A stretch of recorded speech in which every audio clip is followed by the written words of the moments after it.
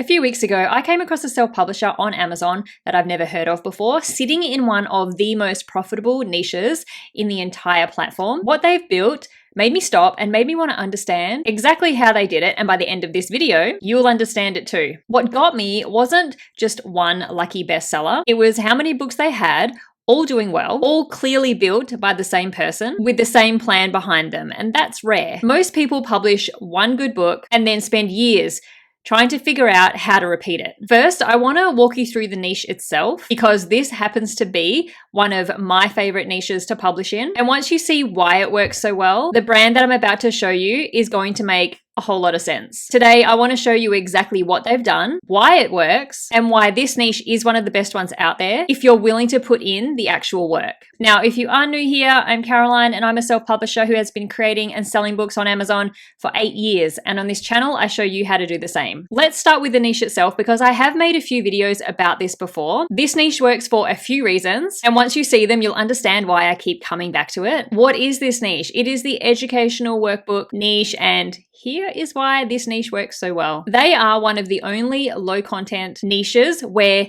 the demand doesn't reset. Think about most niches for a second. A coloring book, a word search puzzle book, a daily planner, or a guided prompt journal. Someone buys it, they use it, and then their need is met. And that's it. Educational workbooks don't work that way. Every single school year, a brand new wave of kids become school age. A brand new group of kids move up to a new grade. And every single one of those kids has a parent who's now looking for the exact same type of book that you already have on the shelf, just for the next grade level. You're not chasing new customers every year. The customer pool refreshes itself automatically every year, forever, as long as kids keep growing up and going to school. There's no other low content niche that I can think of where the market renews itself on a fixed, predictable calendar like that. And that leads into the second thing that makes this niche so strong, and that is the repeat business built right in to the structure of it. If a parent buys your kindergarten workbook and their kid actually uses it and actually likes it, that same parent is coming back to buy your first grade workbook the following year, and then the second grade workbook the year after that, and then the third, and so on and so on. You're not hoping for a repeat customer the way that you would with almost any other low content niche. You've built a customer who has a reason to come back to you specifically year after year, as long as you've got the next book in the series ready for them when they need it. There isn't really any other low content niche where that kind of built-in loyalty happens this naturally without you having to do something clever to engineer it. The structure of the niche does that for you. Then there's the buyer pool itself, which is wider than almost anything in self-publishing. You've got parents, obviously, but you also have teachers buying for their classrooms. You've got homeschoolers who are building entire curriculums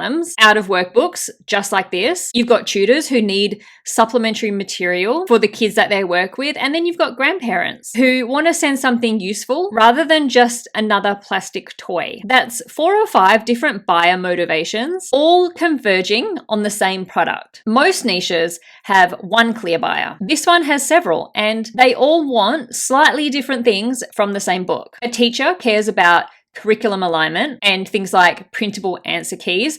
Those are also really important to homeschoolers as well. But a homeschooling parent also cares about how complete and how self-contained the book is, because they might be relying on it as their only resource for that subject. A grandparent just wants something that looks impressive and useful sitting on a shelf. Once you understand that, your listing copy and your cover can speak to more than one of them at once, which actually makes your marketing a whole lot easier, not harder. One thing that's different here compared to a lot of other low content books, and I think a lot of people underestimate this, is that the credibility bar is higher. A parent buying a workbook isn't just buying something to fill time. They're buying something that they believe is actually going to help their child learn something. And that changes what you need to get right. Your content actually has to hold up. Your activities need to make sense for the age group. Your difficulty progression needs to feel intentional and that it makes sense. So starting easy and building steadily rather than just jumping around, or rather than just having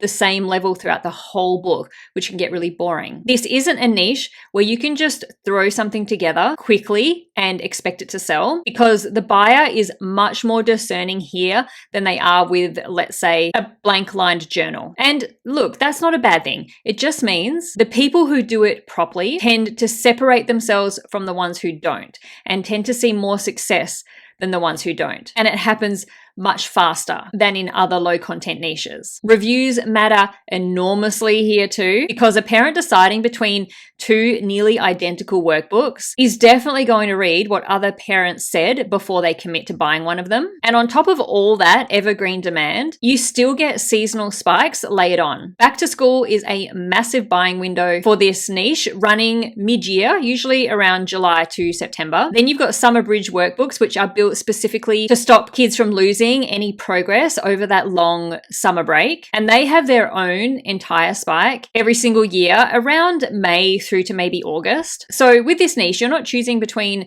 evergreen or seasonal here. You actually get both stacked on top of each other, which is pretty rare. There's also a bit of an economic advantage to this niche, which is the production side. These kinds of books tend to run longer. They have more pages in them, more content, usually well over 100 pages, which lets you price them higher than a typical low content book, while the printing costs through KDP stays manageable because the interiors are simple black and white line work or just black and white text. That combination, a higher page count, justifying a higher price, paired with low production cost, is part of why this niche can be so profitable per unit compared to something like a journal with low pages or just something like maybe a 40 or 80 page low content book. I've said this for a while. I think I mentioned it earlier in the video as well. This is one of my favorite niches to publish in, and the reasons for that are exactly what I have just gone through. It rewards consistency in a way that most low content niches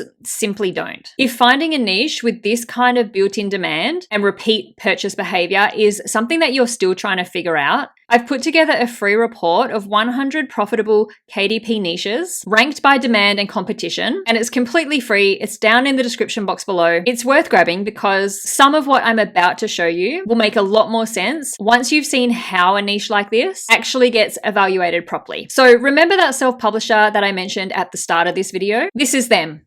They're called Brainwave Books, and here's what they've built. They currently have 37 books published, and they only started publishing this brand a couple of years ago. Their catalog is built around a few different pieces. They have what they call the Complete Workbook series, which is covering preschool, kindergarten, and first grade. Each one covers maths, reading, writing, and science inside a single book, and each one is built for a specific grade level. So we've got, like I say, kindergarten, we've got first grade, and we've got a preschool workbook. They also have a range of specialty handwriting workbooks for learning how to write and also writing in cursive for the older kids. And they also have a handful of other educational books sitting alongside of those. Their kindergarten workbook is their bestseller by a clear margin, and a few of their handwriting workbooks are pulling in some serious numbers too. Let's take a look at a couple of these books. The Complete Kindergarten Workbook is a larger book. It has around 170 pages, and it's just full of different types of activities across a bunch of different subjects. It is all black and white to help keep the printing costs low. This book was only published in 2024, and it already has a bestseller rank of 1,672. That makes it one of the best-selling books out of all books on Amazon. Their next best-selling book is a cursive handwriting book for kids aged 8 to 12, and even their handwriting workbooks are quite meaty with around 160 pages.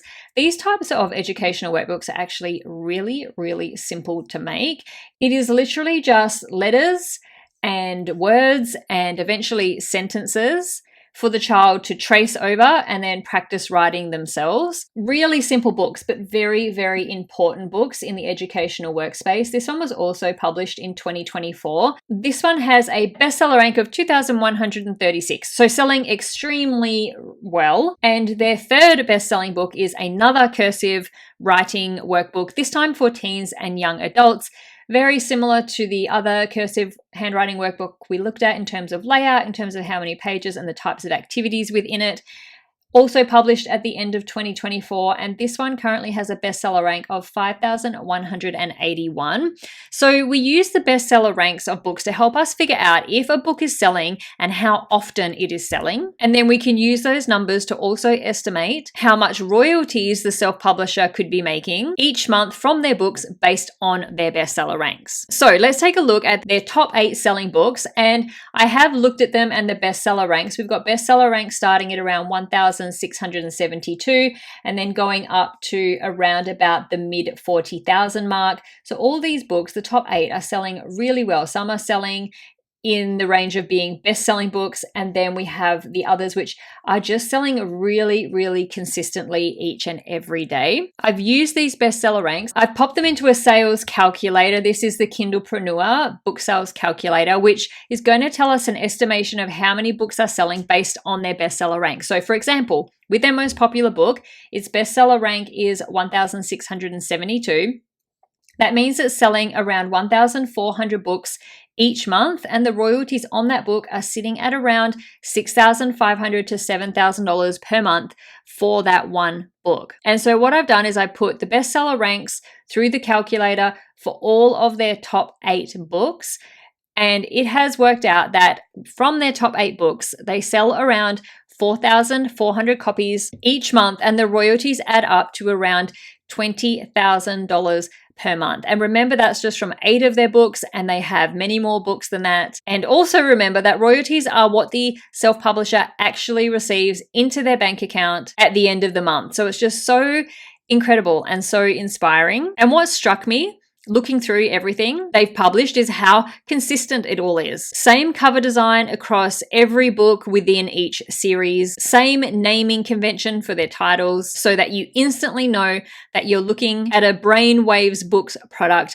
the second that you see it. Their titles follow an identical formula, something like the complete first grade workbook, then a number of activities, then the subjects covered, then the age range. And then with the handwriting cursive workbooks, then the age range is listed, then the different activities included in the book.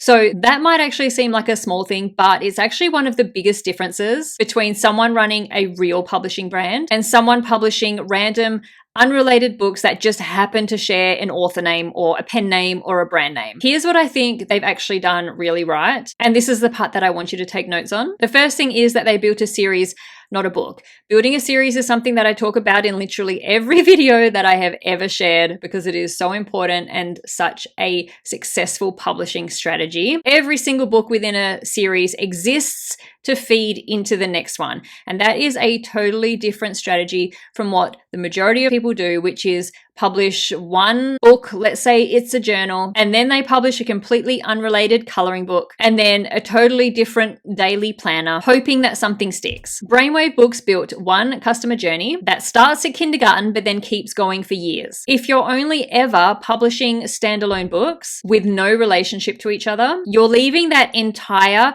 repeat customer effect on the table, and that's one of the biggest missed opportunities that I see for people in publishing. The second thing is that they found a real way to stand out.